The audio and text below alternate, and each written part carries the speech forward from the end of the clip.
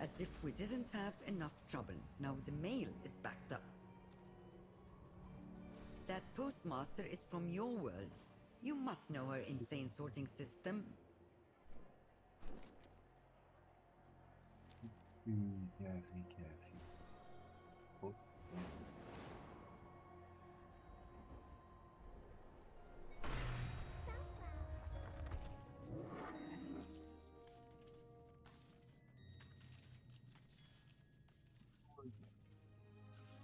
Hello.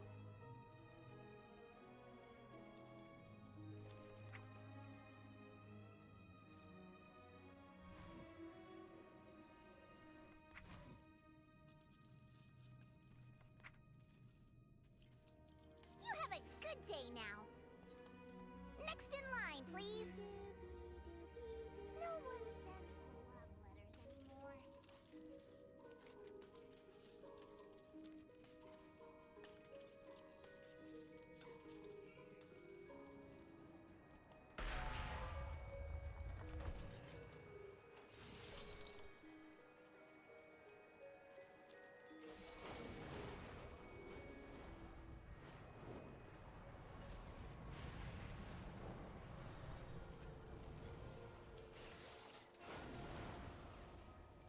Ook bedankt.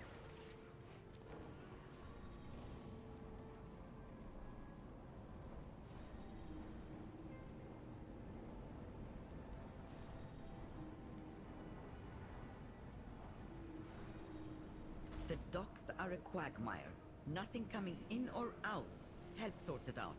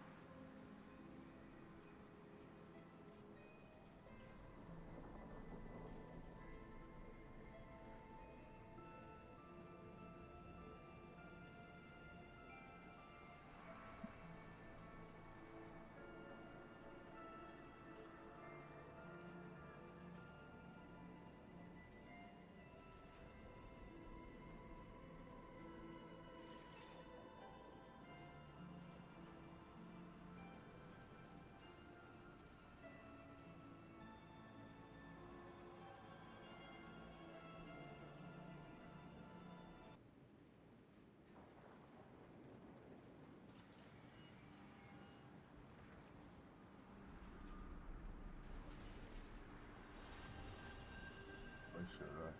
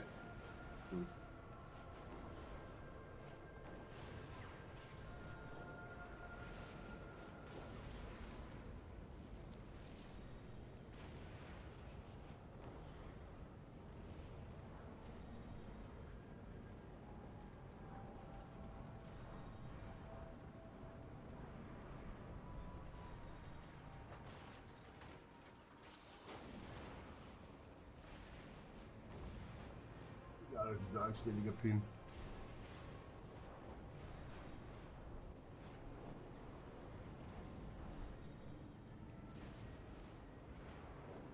Shadow God harry us from all sides, even across plains. We must not be caught off guard.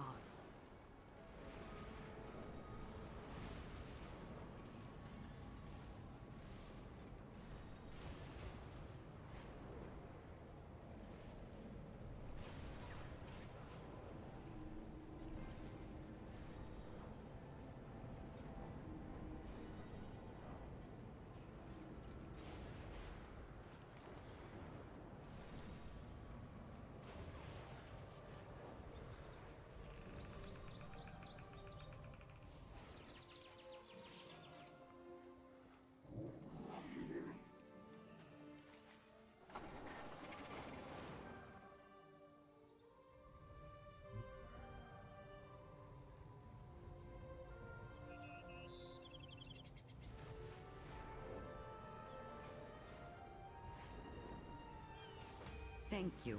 That gnome had better sort out that Mayroom mess soon.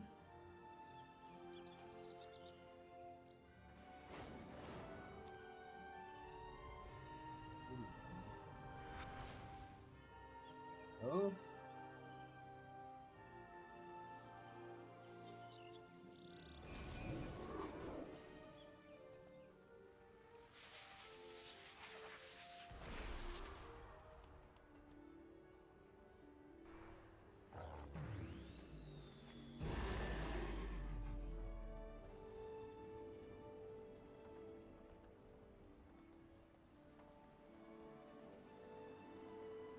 We've had an equipment malfunction and misplaced a number of staff in untethered space.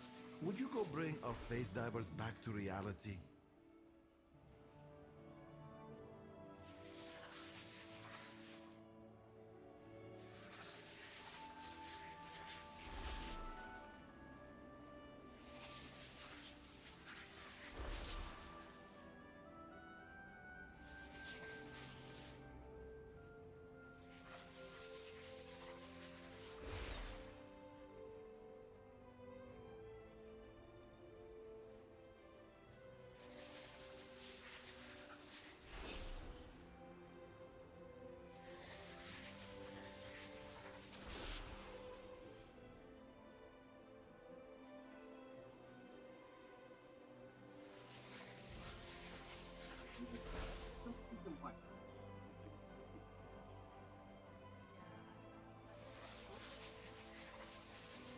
As you can see, not everyone is cut out for this line of work.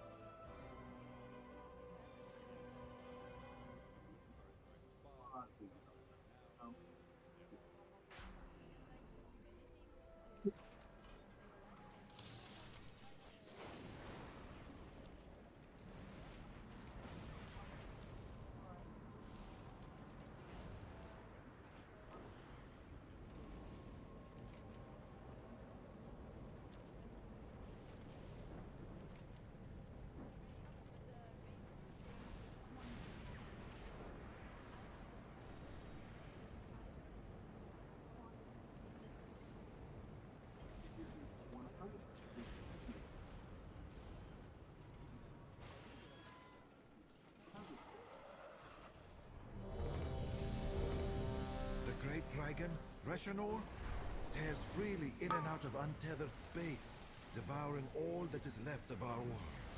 Bring its reign to an end.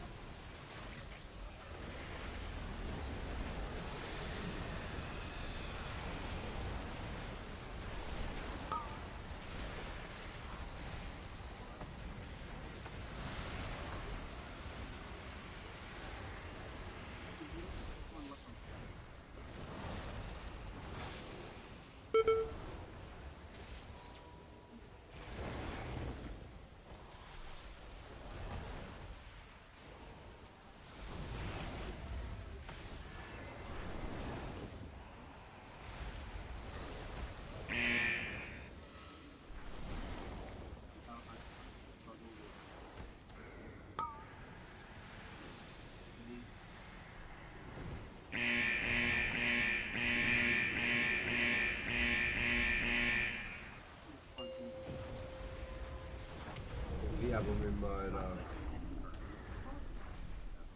Und Kian, was ist mit euch?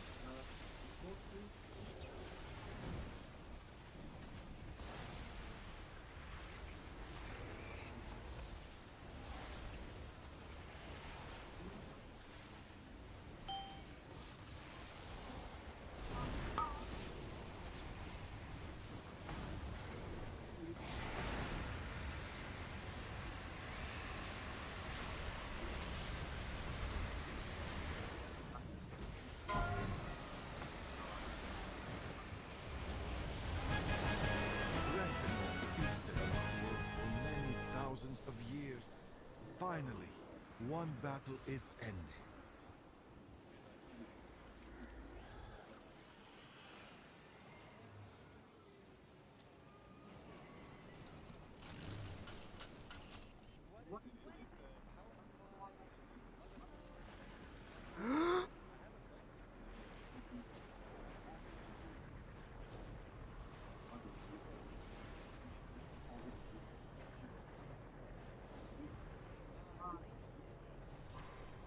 The Wastelanders drain our pylons of energy.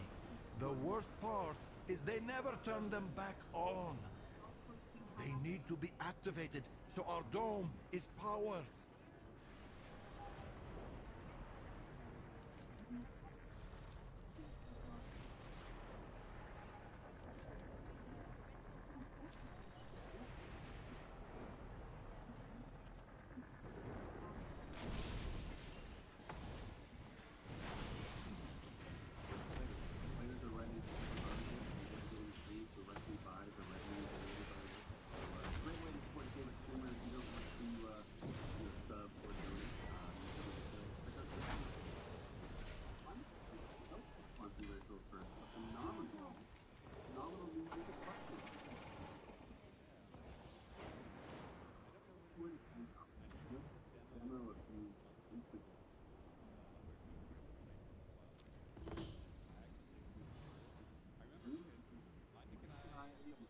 Hey, we should play Fellowship.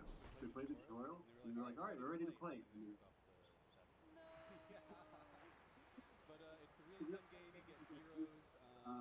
that you know, kind of mimic classes that they designed in the early play with their abilities.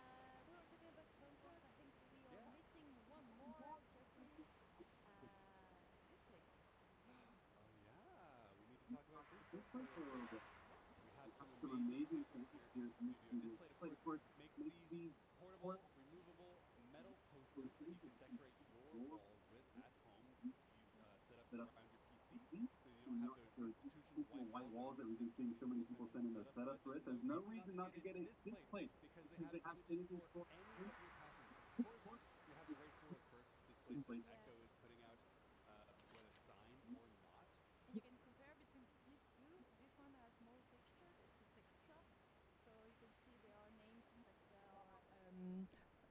how do you say, I'm not sure. Textured. textured? Yeah, Yeah. textured. Really easy to put on the wall Yeah. unless you are me. My favorite moment.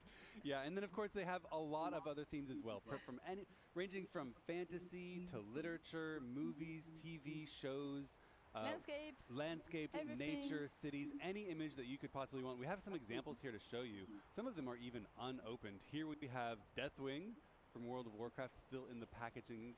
If you enjoy any scenes from Warcraft, you can get some amazing ones. Star we Wars. have Star Wars available. Yeah, I hadn't seen that one. Can I see it real quick? Yep. Interesting. Mustafar. The Mustafar duel, I guess. The between- planets yeah. with the lava. Yeah, I with the remember lava. that. Yeah. I think we had a couple others I wanted to show off. Where was it? It's this one. I don't remember. It's a cyberpunk. Yeah, that was good. Oh, here we go. Completely outside the World of Warcraft. I don't even know what this is from, but he looks cool and he's got a dragon. Someone in chat's going to know what this is from. I don't know. I don't know what this is from. Someone from chat, let me know what this is from. But yeah, whatever your interest is, you can get really high quality, lovely metal posters from Display. Put them up on your wall. You get bored of one, swap it out. Because you stick the magnets up on the wall and then they are removable and you can swap them in and out as you wish with whatever your interests are. Yeah. Really, really convenient. And you can use the code ECHORWF in order to get a special discount code. I think it is 20. It starts with 23%. And if you buy more displays, you're gonna get 27 up to 33% discount code. So please check it out. A unique discount available using Echo's code ECHORWF, like Karilla said, and you can !display to get the link in chat, or you can look at the panel underneath the stream and click directly on that. But definitely do give them a look. We've been seeing your guys' stream setups, and some of you need Display. It's real bad. Speaking of stream setups, we are still raising money for Games for Love, such a wonderful charity. It is. It's helping children, providing them distraction therapy when they are at hospital. Also, internships when they are leaving the hospital, for example, in the game industry. And also keep in mind that every dollar impacts one child. So $1, one child being helped. I think we helped over 100,000 child. It's true. Yeah, Nathan, who was the CEO of Games for Love and founded it because of his own son ending up in the hospital for a long period with disease, which he successfully beat, by the way. No bad news here.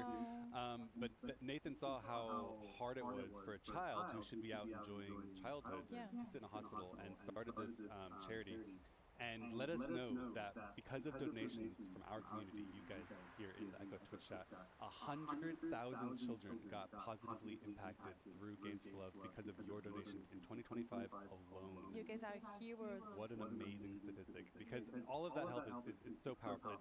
It's video games to bring joy and play into the children's lives. It's life-saving care provided to those who can't afford it. And like Karilla said, also internships and educational opportunities as people transition back into the world after beating their diseases. So you can donate !donate or !charity. Either way will get you to our Tiltify page where you can donate directly to them. The money goes directly to them. And they are extremely well rated. You can go check out on Charity Navigator. They have the top ratings and the top rankings. Orange parsing from Games for Love with regard to their financial accountability and transparency. So nice parses that are going to be recruited by Echo. Rank ones. Yep. Already the case. Already the case. And if you guys want to share with us your streaming setup or a picture of your bird, cat, pet, lizards. Not all cats are fat, Karilla. Some of them are perfectly svelte and slim, the right shape that they're supposed to be. Apparently, I have a statistic: 1 out of 3 cats is fat. She made that up. No, it is true. She made that up. No, I didn't. In any case, we want to see your pets. You can do !setup, or you can use the panel below the stream, the one that says image submission. And what that's going to do is going to take you to a page where you can upload your image to the Echo webpage, and then it'll send you over to Tiltify to donate money, $5 or $10, whatever you want, whatever you can afford. Even $1 helps a child, and we'll take a look at it on stream with you and debate whether or not your cat is fat. Exactly. Yeah. Whether it can eat Demencius or not. Or whether it'll be eaten by Demencius or eat Demencius. Exactly. Yeah. Do we have some? We do have some that we'll pull up, but first. Do we have some from the rat? The rat. I hope we have. I hope we have the rat. But we have some we can go over. I'll read a couple and then I'll hand it over to you. But first, we need helpers for Group 8. Oh. Get into the. I'm sorry, Group F. Group F. Group F needs help. Get into the group finder. F in the chat. F's in the chat for Group F.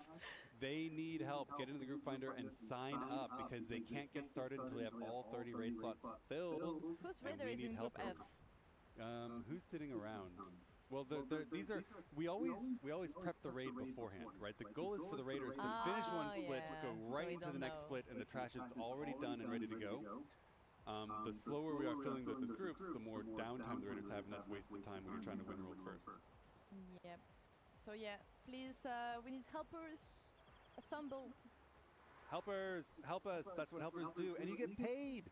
Gold. Yep. Vast quantities of gold. Fill up your vault. Get the achievements. Get tier next time from your vault.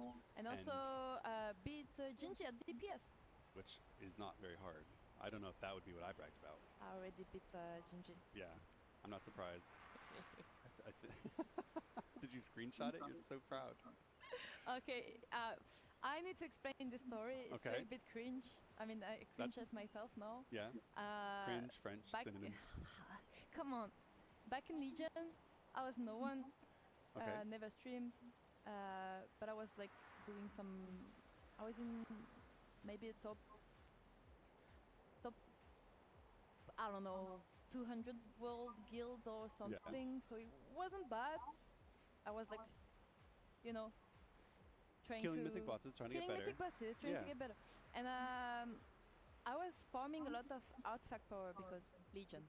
So Gingy with his viewers on stream, he was organizing, you know, a lot of heroic runs. It was during Nighthold, and I was playing first DK, you know, with the Breath of Syndrakos. Oh yeah. And I arrived. It was on Elisand, and I popped all of my cooldowns, potions, bloodlust, everything. And I topped the damage. I was really proud, and I had Gingy's stream on my second monitor, and I could hear Gingy Energy saying, parasites "Oh my God, are draining Cruella, shields. what the DPS Use per this second refined there." firebud pollen and I was to so burn proud them away. that I clipped it. You made a clip. And I showed it to my friends. And now I remember going back to my dashboard and seeing all the clips I made, and I found this. I completely forgot about it, and I found it recently, and I looked at it, and I was like, oh my God, I was so cringe. It's not cringy. I don't think that's cringy at all. No. You were playing the game and enjoying it and passionate about it, and I don't think that passion like that is ever cringy. Yeah. You know, it's like stylish to not care about things, and stylish to go on too cool to care. But I think caring is way cooler. I think being passionate is way cooler. I don't think it's cringy at all. Congratulations. Good work. And then you progressed, you know, you got better at the game, you joined Method, you competed for first, you raced. Like that's a good achievement to have. All of that load and that passion. Then I started to play OG, and everyone in the chat was like, why is she in the comp? She's not doing DPS. I'm sorry, why are you at the bottom of the damage meter? Tell me though, some people when they set up the damage meter, they set it up so that their name always shows up, even if they're like 9th or 10th. Did you do that, or did you like let the cards Yeah, fall? I do that, but as OG, you have 2 bars. Do you know the... Yeah. You have like the full... Your actual DPS versus the contributory. And then another one that is a little bit more... it's not invisible, but it's more like... you can barely see it. Yeah. I would less see opaque. Yeah, less opaque. But the viewers, they would only see the one that is like fully like colored. And yeah, I would Why is this augmentation I over was getting flamed by chat. I mean, someone was like, "What are you doing? Just read a guide or something." Made Ahmed versus tier, and I was like, I mean, a lot of people experienced that when the augmentation spec came out, and it wasn't well known as it did, and you go into a dungeon, and it looks like you're doing no damage at all. Yeah. And lots of Well, augmentation in buffers got reality, flamed. you are topping. You are topping and topping. Topping the healers Yes, and the so tanks. Yeah. But we have some donations coming in. I want to stay on top of this so we don't fall behind. So we'll take a look, and if you send in images, production will pull that up on the screen. We have $10 coming in from Implode, saying, "Great casting as always." Thank you so much for the kind words. Really appreciate it. Now that Mike's gone, it's even truer. I agree with that. We have $5 from Marion Gaming saying, Disvis Flynn, one of our many animals at home. We have cats, rabbits, reptiles, chinchillas. The Ecodome shield integrity Echo. is He looks returning really to young, normal or- Yeah, levels. he does look young. Fire Also, like, solves very so many wise. problems. Yeah, Very I love striking. his eyes. Yeah, I love those. Such a cutie. Thank you. Thank you so much. We have $50 coming in from Kylo saying, 50? yeah, hugely generous. That's 50 children helped. Thank you so much. Our dog Raven, back home, who I miss so much. The tongue. That's a beautiful dog. Yeah, The the tongue docks just flopped are a out. quagmire. Nothing coming in or out. Help sort it out. Looks like a healthy pup. There goes Kylo. $10 from Alexander Perot. That's French, right? Perot. Pierrot? Perot. Alexander Pierrot. Wealth can solve any problem. And he Wow, what a new beauty. little family member Tasso. Do you wish to trade? That's Tasso. gorgeous. I love the fur pattern. Yeah. You've got orange, black, white, gray, blue eyes, everything. Even some pink. A deal is just another Like kind you of oath. put everything in and you mix. Yeah. Yeah, and blue eyes again. If Jordan were here, I have to represent Jordan a little bit. Look at the grass. It's so pretty. I never see grass. It's not good grass though. Well done. Selection is very Nothing fine expensive. grass. upsets the Maybe concept No, for it's more not. than Oh, slowness. listen, grass has many stages. It doesn't always have to be lush and green. Grass It is does. beautiful in all of. No. It's getting muted. Perfect. Why would you mute me over grass? You care that deeply about grass production? It's like the chain of bullying, right? I bully you, production bullies me, Mike bullies production. Yeah. Yeah. Everyone Everyone gets bullied. Someone's gonna be bullied by everyone. Is this a new normal one or is this still heroic? It's heroic. This is the end of Harun. Yeah, our final heroic boss. So they finished their Nexus King Yep. pretty quickly, I would say, which means they're going to be rolling into the next round. Yeah, but we still have some run as Span, Velo, Gingy, Spectro, Stripe. They are on track before meeting Yeah. the Yeah. Specialist. So we're gonna see another Nexus King fight. Yeah. You'll be able to see the difference too. Gus here, done with Nexus King, working on Flames Guardian. Very happy. Everything's chill. Not too many wipes. We're gonna Yeah. see different faces when we go over to like. Especially when you're Perfecto already or- behind, Yeah. you wanna one shot the boss in order to catch up on the others. So Let's compare. All right. Let's compare Gus face and Perfecto face. Flashing over. I'm just curious to see the stretching. Look at that. but also because it's range versus melee. Yeah. You're always in despair as melee. That's true. I mean, why? It's not like you have to do it. No mechanics or anything. But I feel like you know the hunters, the console boss. Yeah. You like okay, let's say you're like doing damage and then one of them jumps so far away. And Are you just mad? Yes, I am mad as a melee. Yes, You just I am. you just feel entitled to always be hitting them all the time. Well, as Affliction Warlock, you can just move to the spread everything and stand still. Except you can't stand still. You have to like do that. Probably you're the one so into Devourer's Eyes who would get the puddles and do jobs. Nobody ever gives the Death Knight a job. Yeah, but correct me if I'm wrong, but this the thing that clears the level also gives you DPS more DPS. I don't think so. Isn't it this? Isn't it just taking damage in the room for the Devourer's Eye? Could be wrong. I could be wrong as well. I'm not gonna mic this. I'm not gonna be like I'm right no matter what everyone says. No, I could be wrong. I think you are wrong. I think it's just a negative. In this case. If it were giving you DPS, then maybe the melee would take it. Because they'd be mad if they didn't. I mean, I remember it was on the Rift River, Blast River, switching on the barrels would give you more haste. Although, I could definitely see players not switching. True. Switching they are, you know, trying to be like, hey, if you do mechanics, you'll get. Yeah, and there's also like the penalizing you if you fail the mechanic, you take not only do you take the damage, but you also do less damage. There's a couple of mechanics in this raid, in fact, where if you get hit by a circle, you're gonna get a 25% haste reduction or something like that, and you can be dispelled, and then it's a war between the healers and the DPS. DPS is like, dispel me, I'm doing less damage, and the healers are like, stop standing in it, stupid. I love it. Yeah. But yeah, Plexus Sentinel is about to die. That's going to finish out this run. They're going to get a little break and then slide into their next clear. So first split of the day officially done. That's split number 10. And it's Nice Memes Group 1. Nice Memes wins. Did we get any lead? I guess they... When do they actually count out the lead? Is it now? I think it is... It'll be in the next run during crash. You want to start normal? Yeah. You want to do... Yeah. That's actually true, yeah. Yeah, but they are logging out, I think. Well, so the goal is always... I'm not sure, but I think you go into normal, you kill Plexus Sentinel, so then you have the whole trash that the helpers can do. A huge gauntlet of trash helpers can do, and then you log out, log back to the previous character, and do the trading. trade the loots. I could be wrong, but...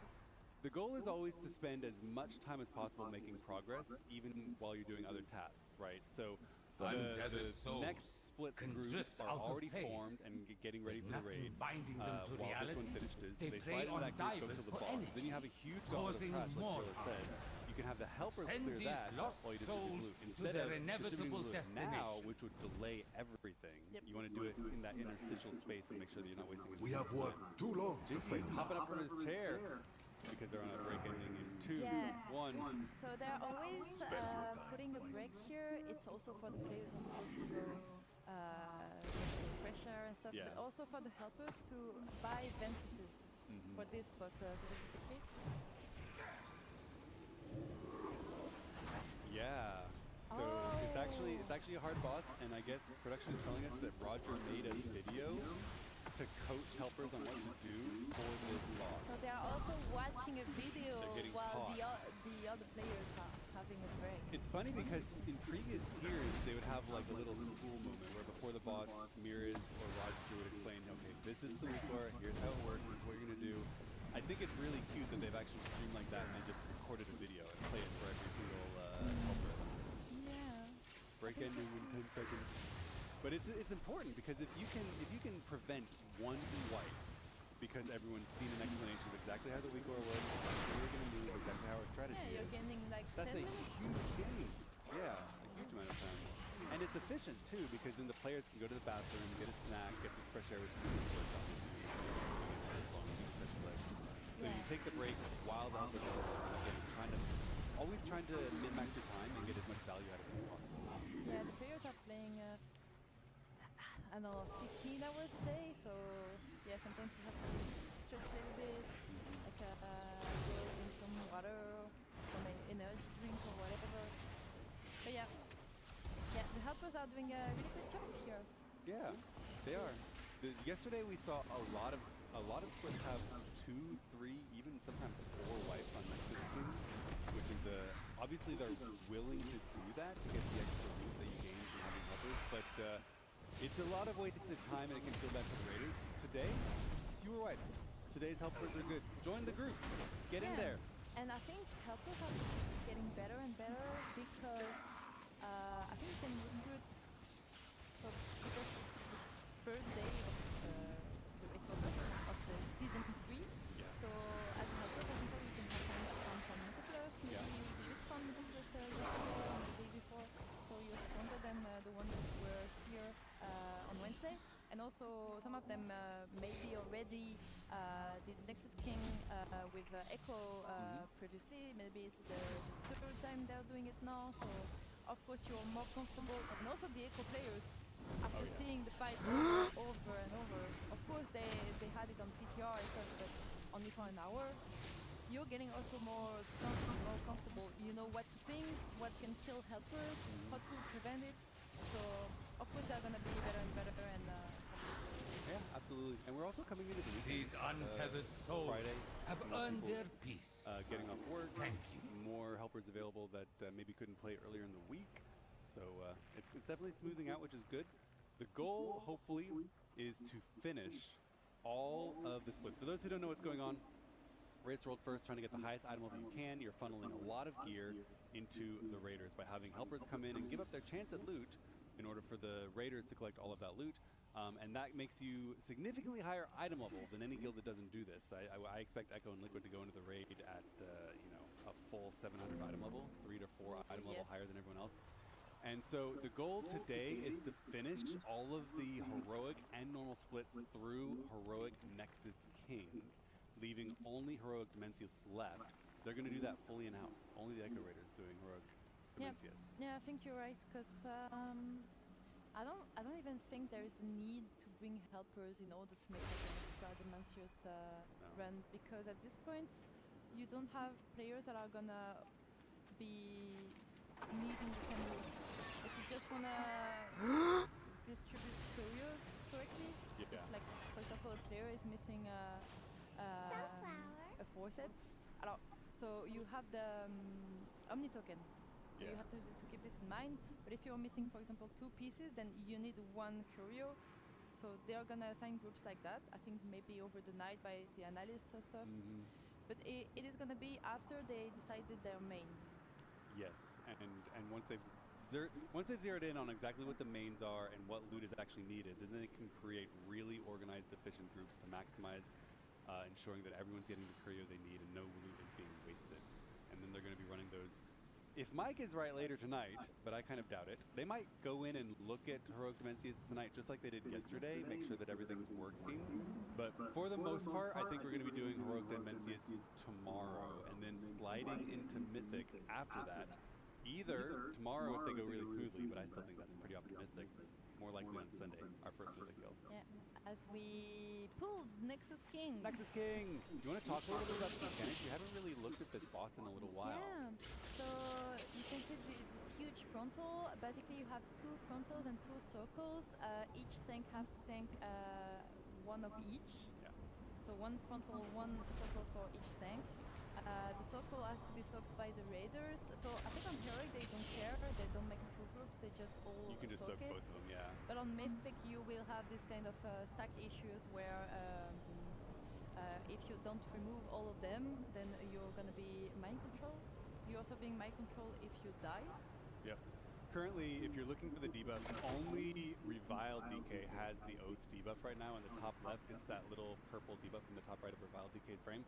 That's the debuff called Oath that you need to remove every single stack of before the end of the phase. Now you can see the entire raid is clear because they successfully cleared that debuff. If you don't remove it, you get mind controlled, and that's going to obviously cause you to die and harm the raid. At the end of that phase, once all of those debuffs are gone, you go into phase 2. And you have the big dragon coming up. So 2 targets. The dragon is doing a huge beam in front of the tank. Similar to Rasaget, you have to mitigate your damage taken, otherwise it reflects to the red. You also have some portals and also other beams coming out from the portals you need to dodge. Yep, so you have this beam come out from the dragon right there, and all of the portals are doing one as well. The tank is guaranteed to get hit and has to mitigate the damage because the raid takes damage proportional to his. If anyone else gets hit by the portal beams, it's likely to cause a wipe because of that extra damage. It's a really short phase 2, sending right into this intermission where you split up. There's 2 platforms, each with a Nexus Prince, 1 on each side, so you split the raid into half. Each one goes to 1 platform where you have to kill the Nexus Prince, and you also have this Titan who has an enrage. If the Mana-Forged Titan reaches 100 energy, you wipe. And you can see over here on the right-hand side of your screen, Mana-Forged Titan, M-Titan at 44% energy. That mob has to die before 100. Yeah, it's pretty tight. It's very tight. They already have, they had 2 deaths. They battle res 1 person. So we're going to see if they can meet that DPS check. Yeah, I think he has a cast after he reaches... Yes, you reach 100 energy so and then they cast a little bit more time. Because right now he's already at 90. Oh my god. I think they're going to make it. They're going to make it. We're in execute right now. They've got the cast bar. So Self-destruct is casting for 10 seconds. It's a long one. So. Yeah, so that's fine. Once that's done, we come back to the platform, back to another 35 seconds phase 2. It's going to be identical. Dragon's going to put out some portals, the portals are going to beam, the dragon's going to beam, and then we head into the exciting part of the fight. Yeah, the boss is gonna try to, let's say, eat the boss. Eat the dragon. Eat the dragon. Yeah. You also have those big circles you can see placing. It's gonna place the. No, That's for the portals. That's for placing the portals. Yeah, that's for the I portals. got confused for a No, moment. so basically what's happening here, the Nexus King you can see is at 40%. You want to get the Nexus King as low as possible because here in 7 seconds, he's going to become immune. And he's like, oh my goodness, my health is low, I need to heal. And the way he heals is by leeching the dragon's health. Yeah, that's why you want a Bloodlust, because you have a 100% damage amp on the dragon. So now you want to focus the dragon quickly as possible. You have to avoid all these lines that are doing a lot of damage. And yeah, burn the dragon. Get him as low as possible because the You can see lower the boss he is is, cast. the less the boss will health. Yeah, the boss is casting for 14 more seconds. That's the duration of the double damage buff on the dragon. At the end of this, you're going to see his health jump up by a percentage of what's left on the dragon. So he's at 37.5 now.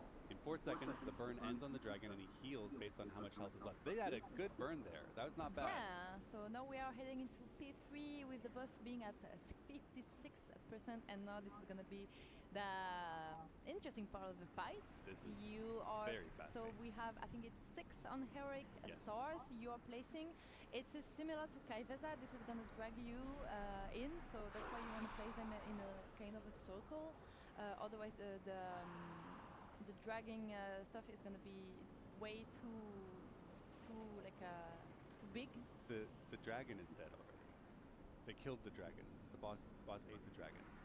Yes. So this isn't. I'm just sorry. It's because you said the drag in of the stars, but the dragon is. Sorry. Speaking of cringy, I'm bringing the puns that nobody likes. But yeah, so the stars create a drag in gravity effect, and then you can destroy the stars on heroic with those missiles. The boss designates 3 people for a missile, the star killer missile, and you have to hit the star with it. On Mythic, that's going to be much harder. Yeah, so the stars, as you could see on Heroic, they are moving a little bit. That wasn't the case on normal. On Mythic, I assume they're going to be even faster. Yeah. But also you have this new Mythic mechanic where you can see right now the stars are Harry us colliding from with each all other. sides, You even cannot do across that on Mythic, planes. so you have to We place must them not be caught in off different guard. axes, I would say. Yeah. And also hitting stars with the lights, you can see right now on the screen, it's not going to make The them Shadow disappear. Guards It's think gonna their make them untethered agents are swap beyond the on- trust If they're reach. going They clockwise, they're going to aren't. go anti-clockwise instead. Yeah. So I assume at some point you're going to have so many stars in the room, I don't even know how the players are going to manage this. Yeah, and you can see on Heroic, they have a configuration that comes out that they place these stars in all on the exact same plane of rotation, and it creates very planned The wastelanders safe spots, drain right? They our place these stars on pylons of specific spots, energy. although this one's The worst part and is then, they Fine. never they turn rotate them in the back same circle, and on. it creates a plant safe spot. We go They out, need and to then we be go activated, in, and you know so exactly our where to dome stand to be is safe in all power. the rotating rings, which is very nice. On Mythic, you can't do that because if the stars touch, the thrill is you're going to die, so you can't do this planned movement. It's going to be chaos. Instead of having choreographed safe spots, it's going to be where it's safe. Then this is safe. So we'll go to them. Yeah, and you also obviously have this really tight and red, as you can see, all in the twilight, next to the buffs, in the above the UI. They're smashing this time. But this time everyone's alive. We managed to rest the person that was on the floor, and you have 20 seconds left. 70%. This is enough to kill. It is. I think we have 3 cycles. The boss summons stars 3 times and then breaks through with star killers. And at the end of the 3rd one, the next round, he starts covering the platform in inexorable Spikes. enrage. Very similar to the Nexus Princess in Enrage, with entire points, but it is the same thing. Yeah, also Smolder one. Yeah. Because it starts with the really awful part, in a ring. And I do enjoy that kind of image. I think it's done better on the Forge Weaver, where you have the black hole spreading. I think that's kind of a cool way of having it instead of having the entire floor covered. I like that feeling of feeling pressured up against the wall. Remember, like we were talking about was it Croesus from Nighthold? the giant. Colossus, yeah. Yeah, where he slowly breaks the bridge and you get pressured up against the wall. Yes. That same thing is happening with Forge Weaver with the expanding singularity of the black hole. I really like that kind of soft enrage or hard enrage.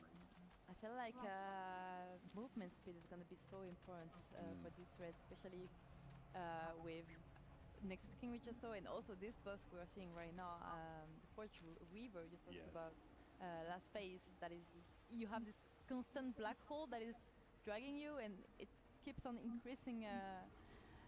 So yeah, it's going to be like really stressful for the players. You need to. This is a soft enrage. You need to kill the boss before it's you. I'm very excited. I hope that it's well tuned because I think Forge Weaver could be a really exciting boss where you need to be very careful about your DPS allocation in the early parts of the fight to ensure you're getting enough boss damage to make sure that he gets below 15% before you get into the last phase, but not so early that you lose time in the ammunition. But that's going to be a difficult balancing job. If done well, I also hope that he has enough health that you're in the last phase long enough that you really feel that pressure of, oh, can we beat him before we get pulled I into hope so too. singularity? I think I would be really disappointed if he kills the boss in like 5 pulls. Yeah. I hope not, because if you don't feel that pressure, it's going to take away some of the cinema of the fight, right? So, for example, in Heroic, by the time they get into the last phase, they've popped Bloodlust and they've taken the boss down to 6% before the last phase even begins. I hope on Mythic it will have like, I don't know how many HP left. At least 15, you know, like yeah, a lot. Yeah. This is a cool fight, though, and we don't know what it looks like yet. No one has yet reached this fight in Mythic. On Heroic, it still has most of the main mechanics that we can talk about here. So the boss is going to summon arcane manifestations on players that you need to cleave down. They're going to walk toward those pylons. You can see one in the top right. And if they reach the pylons, it's going to be probably a run. So you constantly cleave these down. Yeah, you want to try to stack them, especially under the boss, so you can cleave them down. And also keep in mind they are, you can CC them. You can grip them, you can push them away. Ring of Peace. Yeah, everything works, so it's really good. But on Mythic, you will have to make them cross a portal in order to DPS them. They are going to be immune before. Yeah. So there's 3 pylons around the room, and on Mythic, each pylon is going to spawn a void tear, a little void zone on the ground in a predetermined spot. And then the boss designates people who are going to spawn the arcane manifestation. They need to go stand on the other side of the void tear from the pylon, so that the arcane manifestations go through that tear, which will remove a buff they have, making them unkillable and very fast. Yep. If you mess that up, if it doesn't go through the void tear, it's going to beeline straight to the pylon and kill you. Exactly, yeah. And we also have the ad, sorry, there is an ad, so you have he has to go further away from the boss, otherwise he has like a reduction damage and also increased damage. Both boss and ads are gonna have it, so either you will, if it's really tight, you will have to DPS the ad that is called the Echo. Yeah, the ad, It's the Echo, yeah. Echo. So either it's really tight and you will have to focus the ad, and then you'll move the boss, or maybe you won't have to pay too much attention with the ad and you will DPS the boss instead. We saw many situations on Herrick where they just keep the ad alive during this intermission. Yeah. Or you have to DPS the pylons. Yeah, so the boss after, I think it's 2 minutes and 30 seconds, the boss goes immune, and the pylons are now active. And the pylons are casting something. They have an energy bar. You can see the second pylon almost reaching 100 energy. You want to kill all of the pylons before their energy reaches 100, which will end this intermission. They also have another couple of ads with shielded dependence. And once you've killed those pylons, the boss, again, another vulnerability. There's a lot of vulnerabilities in this raid. The boss comes back, and it takes double damage for 10 seconds, or 12 seconds actually, and you can see they're blasting it during that. They're just about to kill the boss. Like, there's no phase 3 right now. Yeah. Technically, we're in the last phase, and there's a dark singularity that you want to avoid being pulled into. You can see them getting pulled, but like we said, on normal and heroic, you can use that final burn to push him so fast you don't really have to deal with his last phase at all. They got 1 round of ads and the boss died before you had to deal with it. Yeah, I think they will probably use Bloodlust on the very last dimension, so it also covers a part of the P3. But yeah, that wasn't the case here because boss is already dead, of course. Too easy. But I'm excited about that boss on Mythic. I think there's a lot of potential. I love the structure of it. the fact that you DPS the boss for a while and then you have to deal with these ads. soul The damage untethered profile into is actually really void interesting because is you a have tragedy. spread One who priority damage on willingly the three gives pylons himself around the to room, it. which is why you were saying A affliction is so good. criminal. Cleave damage as You have well. cleave damage on the shielded attendants that you stack on top of the pylon. You have huge cleave damage on all of the manifestations that are going to be on the boss. You have some important tank movement because you want to move the boss to be able to cleave the manifestations that are being dragged in specific Yeah. places through the void tears. So I think that's a lot of promise. I'm excited about that boss. Yeah, and you also need to be really quick as tank to move the ad or the boss because you don't want to have any downtimes. And also there is a lot of cleave, also like spread the ads like in inflammation for affliction works and stuff. And But if you also need to meet the DPS check if there is one in order, so you need enough single targets. It's a little bit like I would say good Twitter or Vinax where you would bring classes that do they do good single target but also passive slashing cleave. damage for free. Passive cleave. Yeah. First DK, DH, warriors, classes like that. Or anyone who can funnel from their AoE into single Yeah. target games. But you're right. I hope it's well tuned because if it is, really min-maxing the degree to which all of your damage is cleaving onto the boss at all times, ensuring that you're never wasting cleave, If one ensuring embraces that the you're void, minimizing the extent to which it you're giving up often your single target priority embraces damage in you order to hit back. ads. If it's an easy DPS check, a lot of that becomes kind of free and you don't have to worry about it as much and it'll be less fun, but we'll have to wait and see. But it won't be with us today because Krell and I are being forced to say goodbye to you. We have another couple of casters ready to come on and share their expertise and lore and appreciation of fat cats with you. So keep those donations coming in. All of them will be read. Make sure you continue signing up for the splits so that everyone can get through the splits Yeah, as sign fast up as for the possible. splits. Help the raiders. We need loot. We need loot. But that's it for us. We're going to be saying goodbye. Thank you all. Thank you, Don't go guys. anywhere. We'll be right back after this.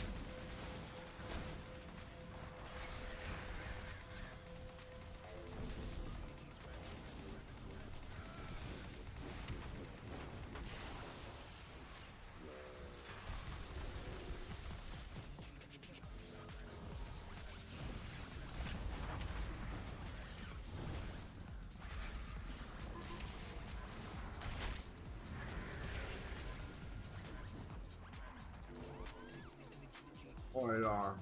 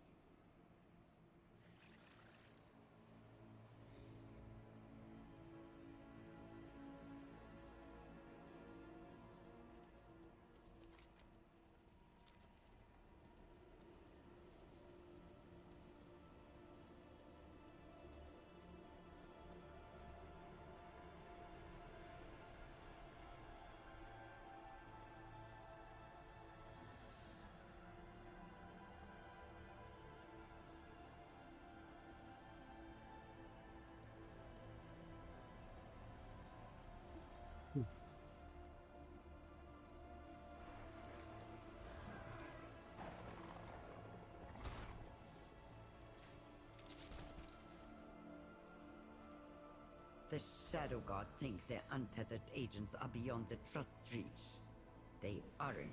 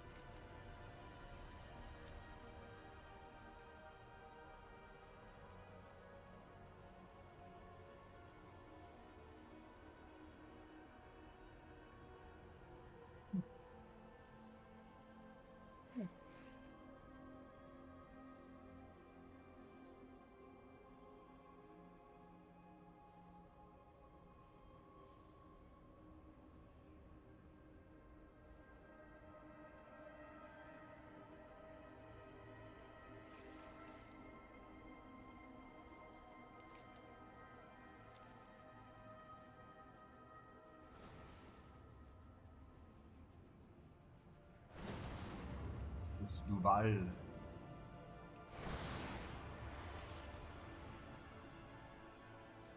Wahrscheinlich schon.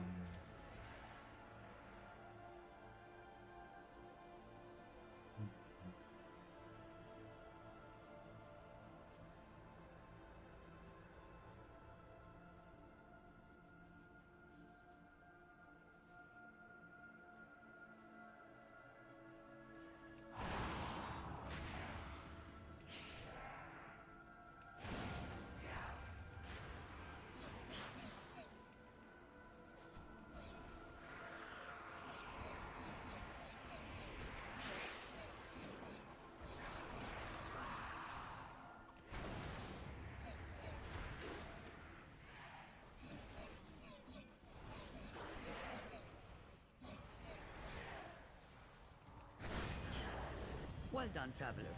Their agents and their equipment are ours for the taking. Ja.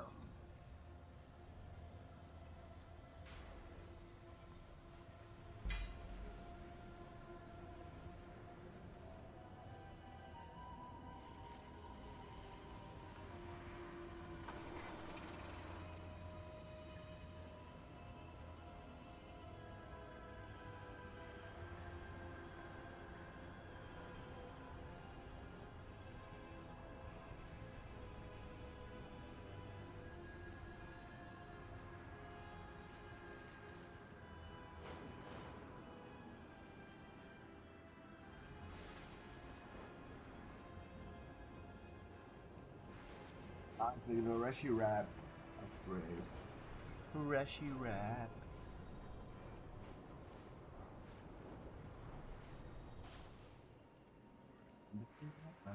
This is all that remains of Koresh. The brokers have been quite busy, I see. The trust will save us.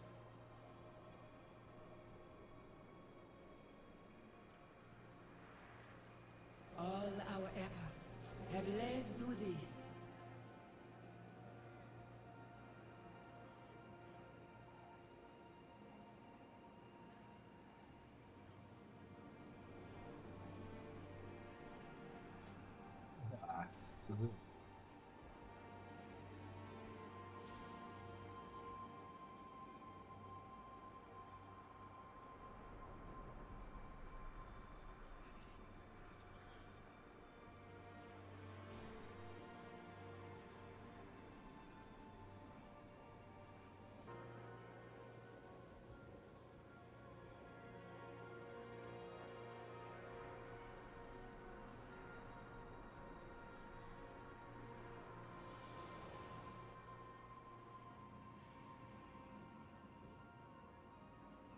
Death to the Shadow God.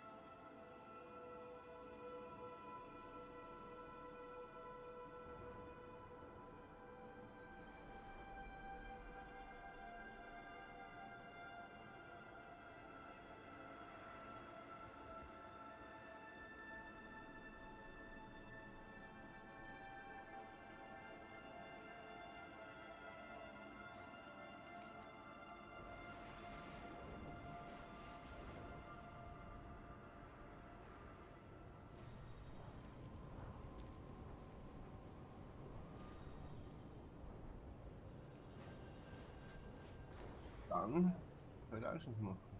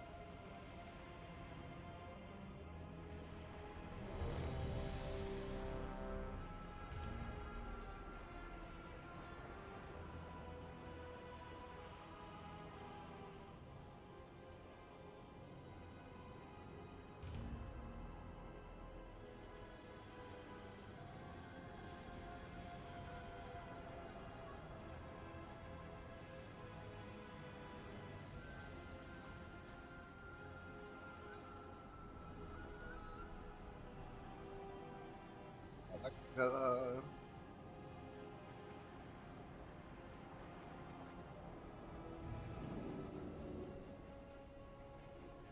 Kira.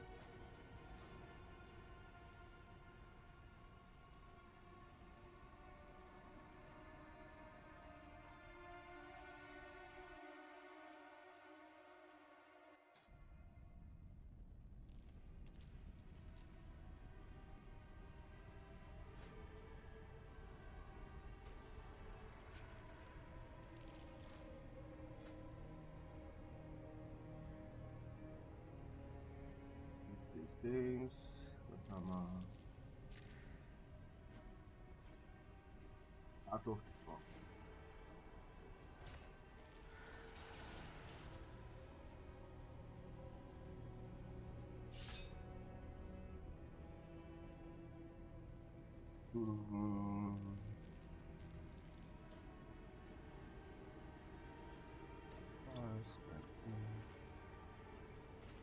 Okay.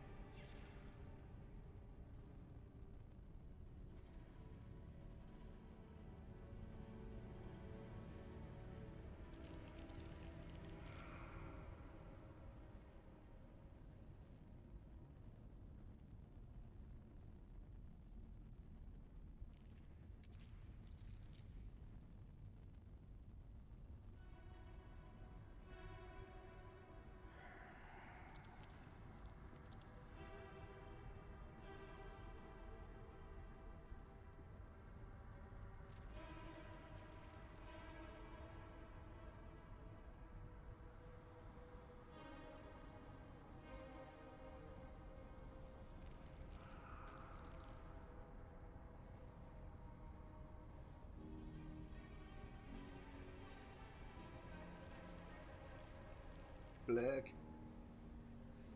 Parameter error. PC rating. Local rating. Ja, PC rating. Ja, das wird jetzt wohl.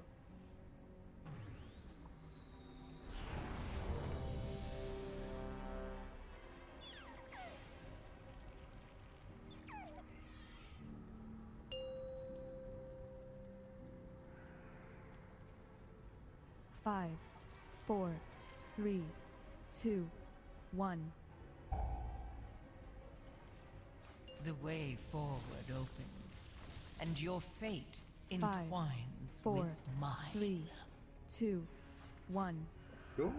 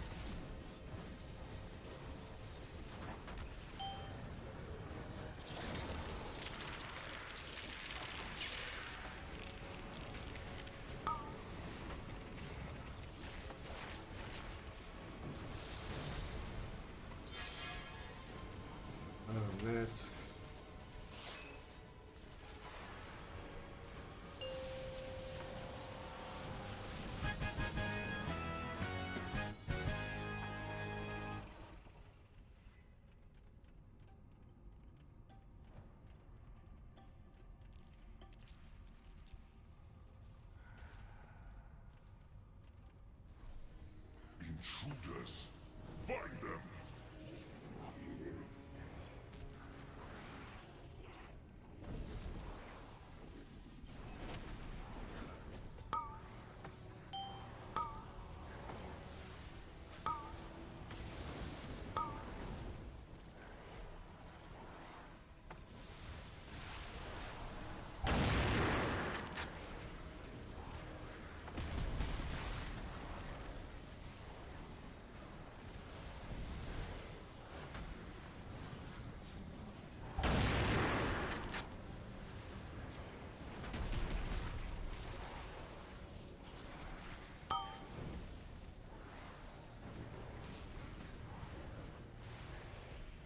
Hast du das ein Stritt 4 geht?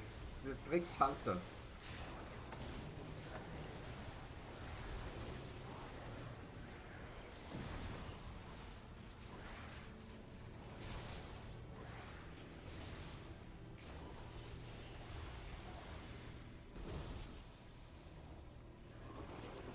Stop.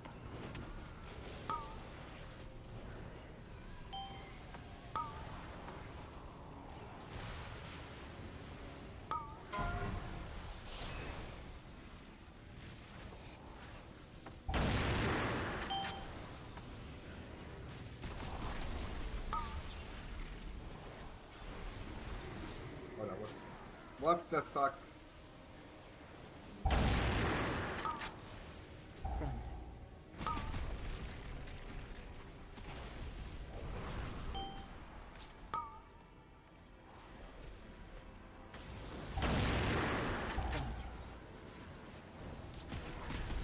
Ja.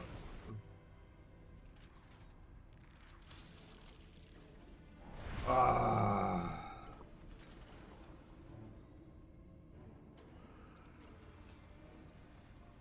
Front.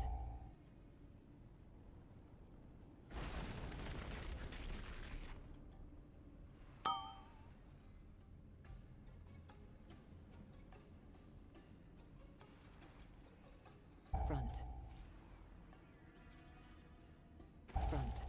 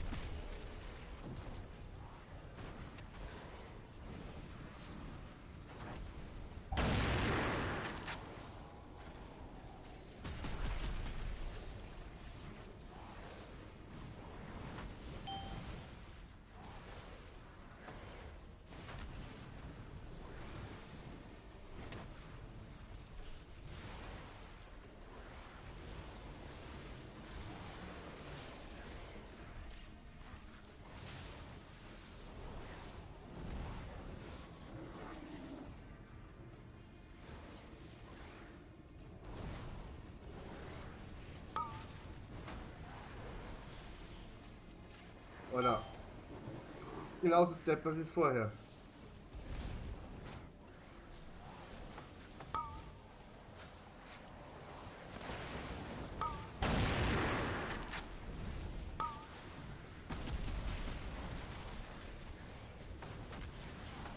Hauptsache der Steger da hinten.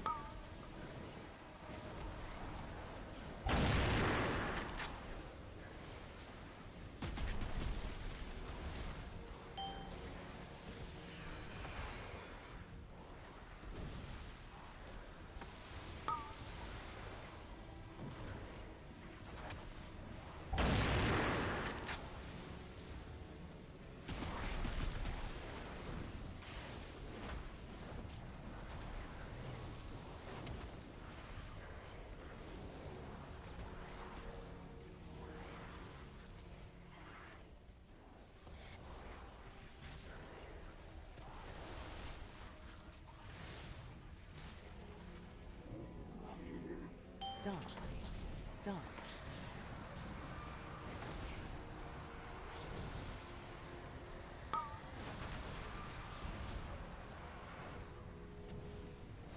Stop.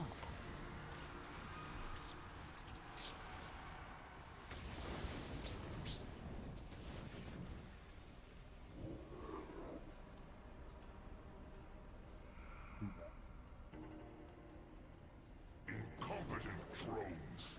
I will end you myself.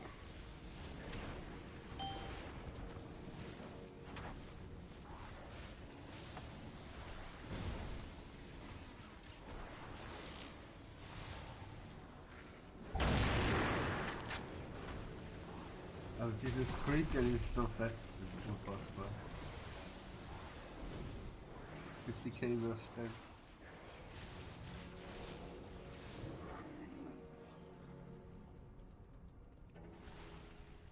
You'll falter my swarm.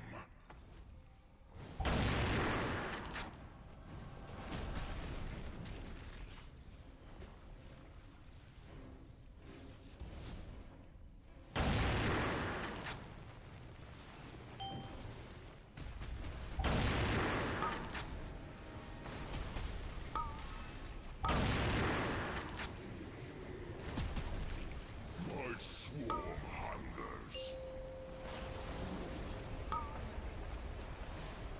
Ah fuck.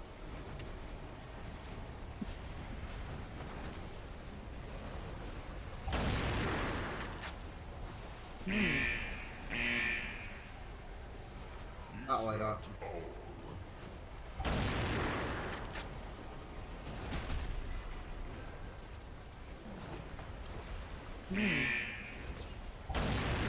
Ah.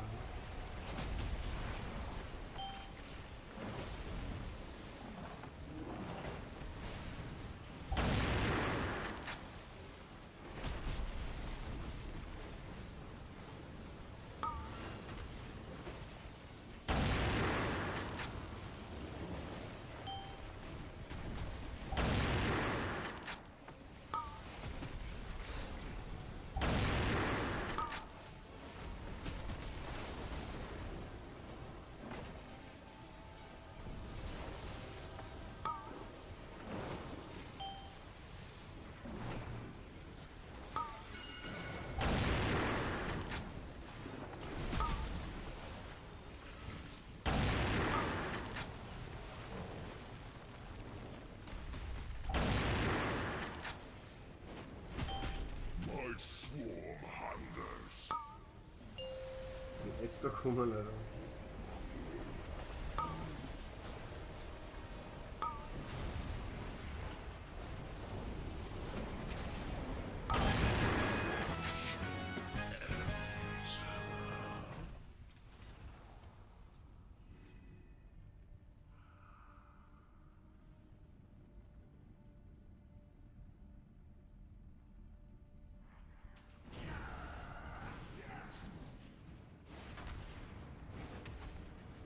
Once, my people thrived under the guidance of the Black Empire. Queen Neferis refused to reclaim that throne, but no more. Ansurek and the Black Blood will usher in a new age for Ashkahet.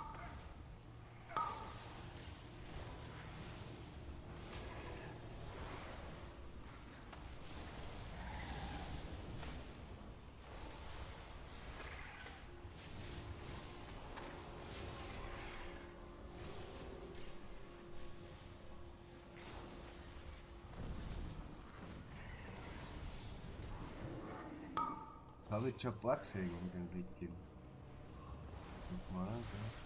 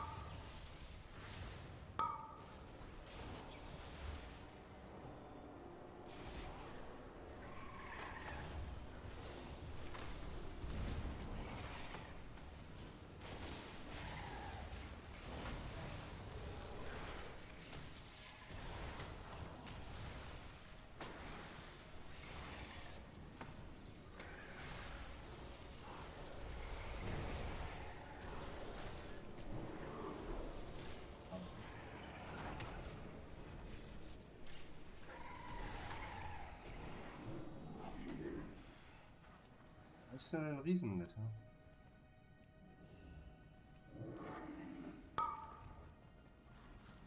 Der Pagomadan beim Boss.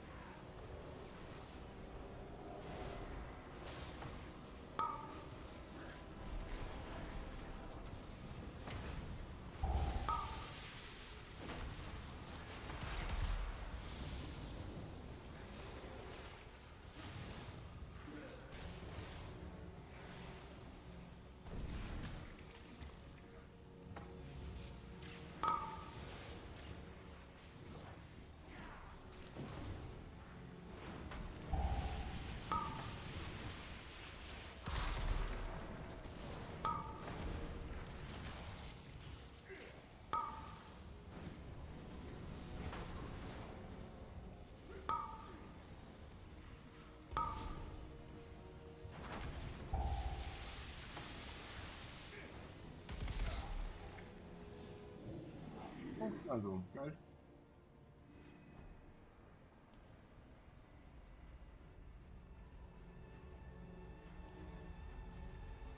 The harvest will prevail!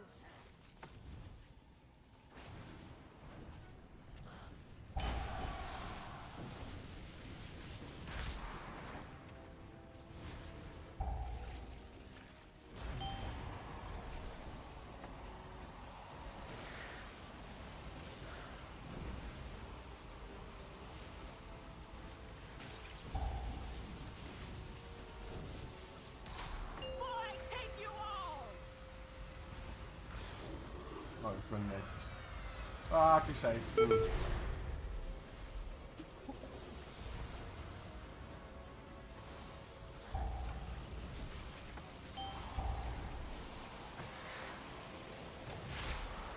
What weak blood.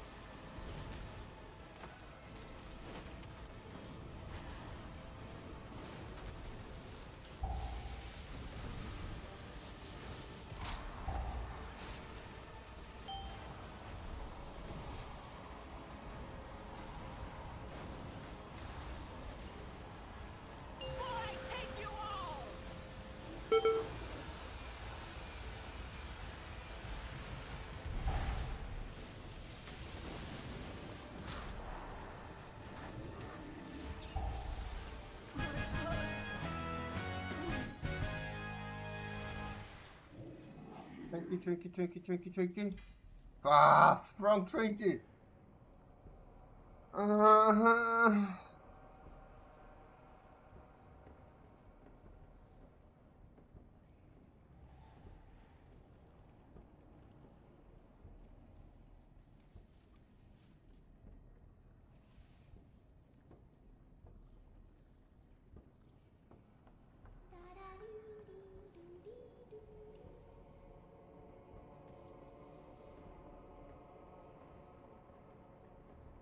It's Leech, Alter.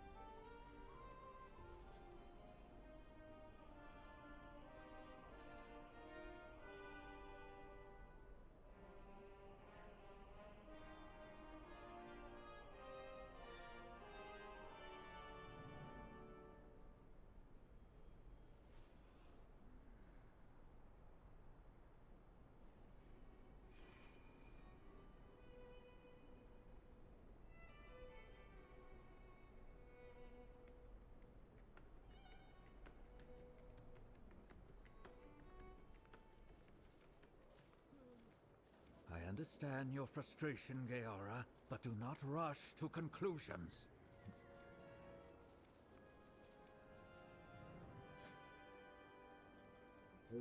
Hold.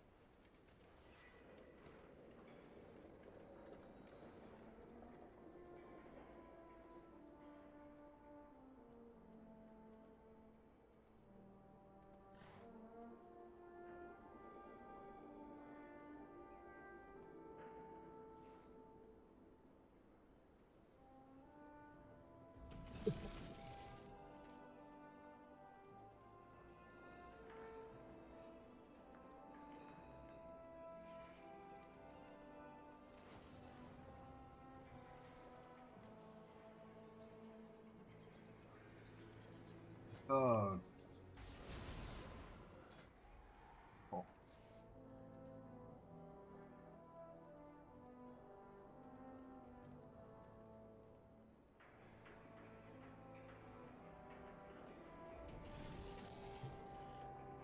Wow, Zähler, das ist ja witzig.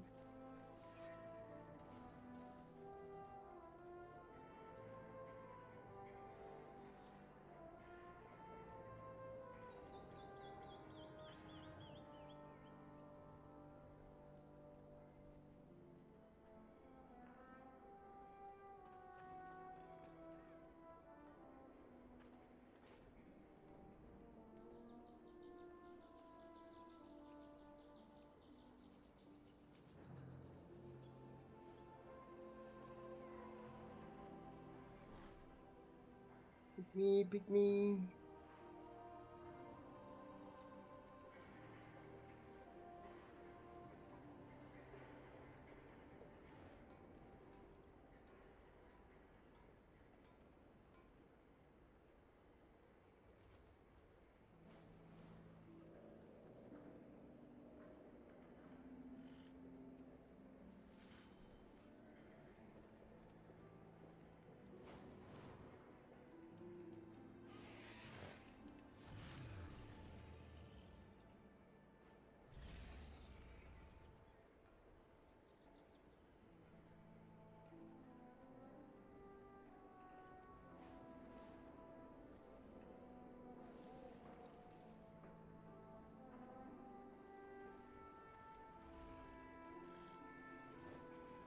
Ach, so ein Hurensohn, Alter. Was ist denn mit dir?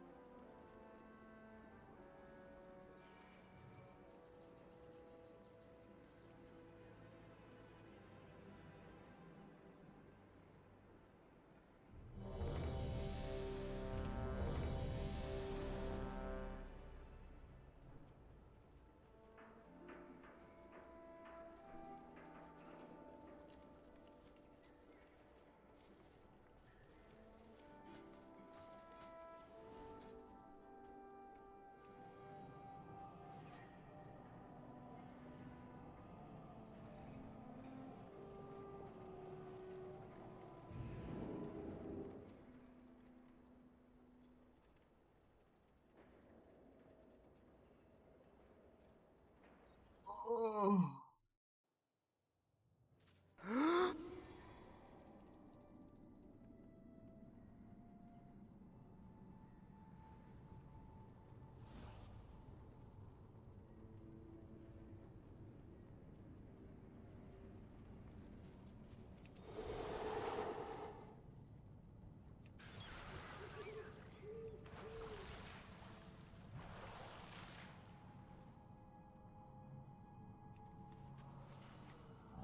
Step closer and don't mumble.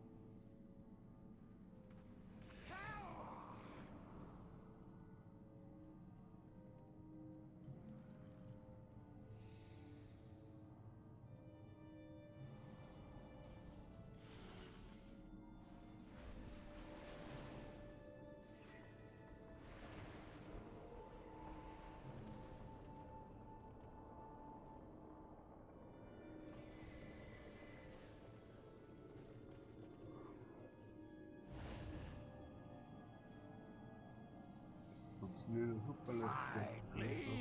I was done talking to you anyway.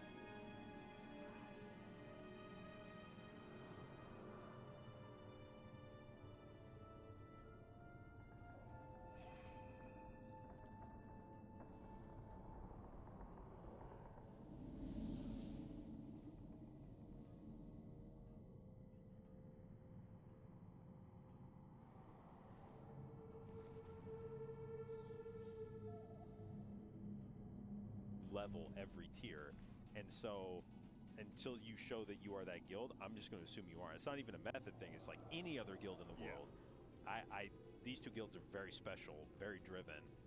That we have two of them at the same time is incredible. Competition breeds competency. We see it in every sport in the world. If someone else is challenging you for the top spot, you level up. Partly it's a mental battle, but also you train harder, you work harder, you analyze harder, you make sure everything is just much more of a challenge. And every time we come into a race to world first, and admittedly I've only been involved in 3 of them so far, there's always that rumor. It's like, oh, will this be the time that Method steps up, or will this be the time we start to see a Chinese guild step up, right? And we did see it a little bit in Silken Court, I want to say, where we had the BOE farming from the Chinese guilds, etc. But they are obviously hamstrung by the fact that with the Thursday release, we saw, Big Fly, was it, get world first Sentinel here, and they were a Chinese guild practicing on the NA servers. I think it was Big Fly. I apologize if I've got that name wrong, but it is good to see more competition, more challenge, even for top 10 spots, even for that, because that's where you really become.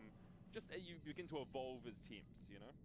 And that is more or less how the guilds shake out in the top 10, is that very often you have the players that are willing to do whatever it takes to get world first, and they end up in Liquid or Echo. Then you have players that are good enough to play in those guilds, but are just like, look, I want to play like 3 or 4 characters or whatever. I'm not really trying to do this like 14 character nonsense. And then that's what you get from the bottom 10 guilds. And I think you would expect from other types of competition that 1st through 10th is a not too dissimilar group of opponents, but in the case of Race Pro First, the difference between like 1st, 2nd, 3rd, and then like 8th, 9th, 10th is just it's a completely different game.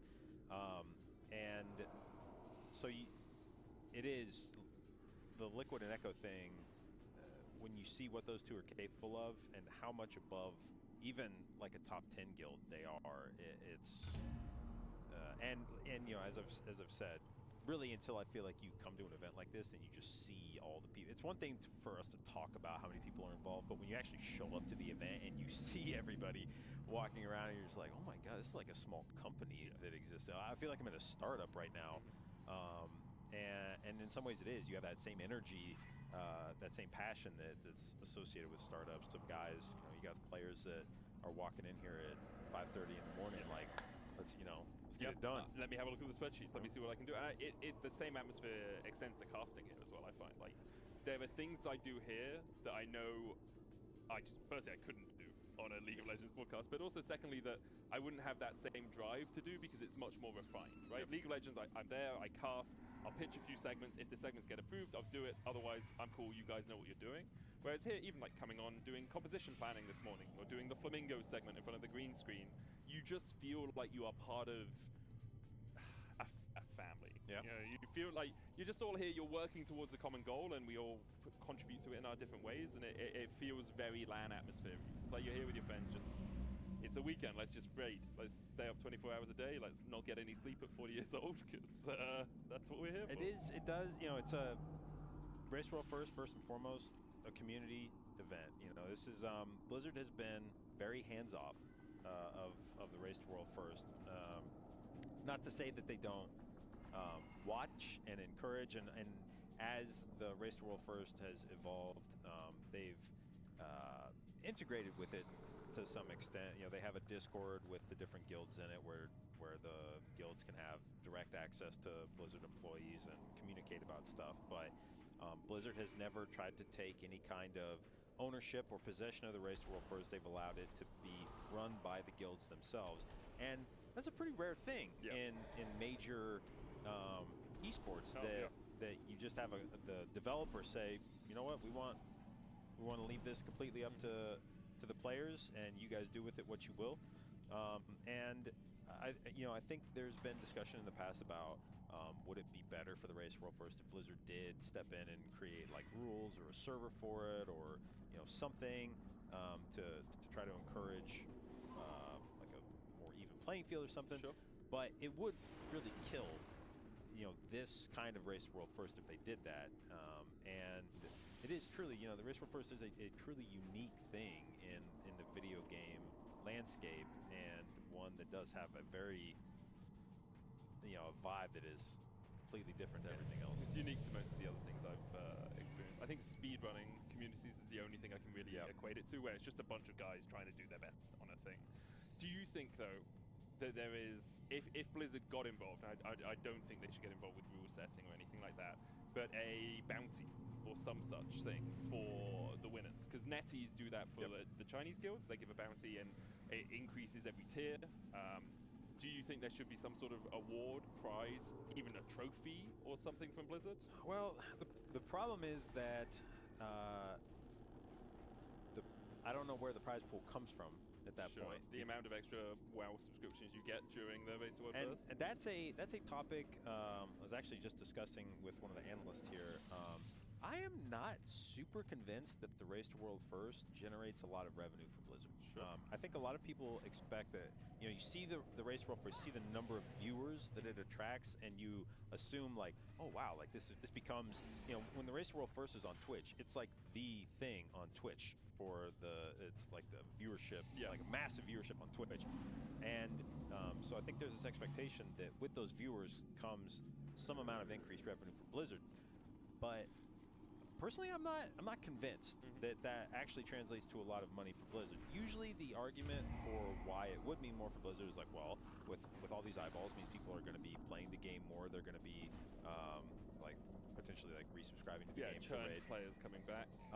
But in my counter argument would be, I think there's a lot of people that watch the Race to World First that will admit I would have resubbed to the game to try this raid myself, but the itch is scratched by watching it, by watching other people do it, and so I would have played it, but I didn't need to because the Race World First was on, and I'm not sure how of the rest of the people watching it. I'm not sure how many of those people wouldn't have already just been subscribed anyway. You know, they would have had their sub rolling no matter what. So I'm not sure that this is actually a huge boon to Blizzard. I get that, and until we don't see the data. And I would never know. If we saw the data, we would know, right? I do know in League, like if a pro player plays a specific skin, sales of that skin do increase, right? But you don't have that same sort of thing here where you can't just jump in, buy the skin, and then jump out. I know as a player, I got into it because of Race to World First, so anecdotally, that's one subscription that Blizzard have got.